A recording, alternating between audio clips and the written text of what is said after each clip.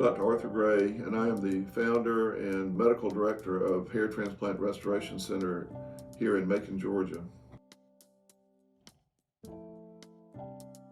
Our practice, we provide a full range of treatments.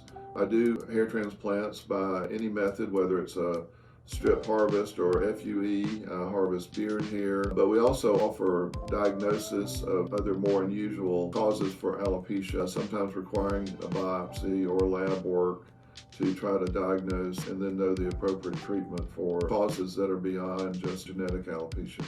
I strive to have a very honest and ethical practice and to try to treat the patient with what is right for them. Try to be very open about what the expense would be to the patient. So there are different types of treatments that might be a possibility, or their patient may have a different various time frames that they want to see some results. So some treatments are going to work faster than others. I don't like surprises myself, so I seek to give the patient all the information required so they can also make a good decision for themselves and do have choices for treatments. As far as hair transplants go, I try to have a full discussion so there are no surprises to the patient. So I don't bring them in and they're thinking that they're going to get an FUE expecting one thing, and we're going to switch them up when they get here and say, oh, well, we're going to do a strip instead. We don't do that in my practice.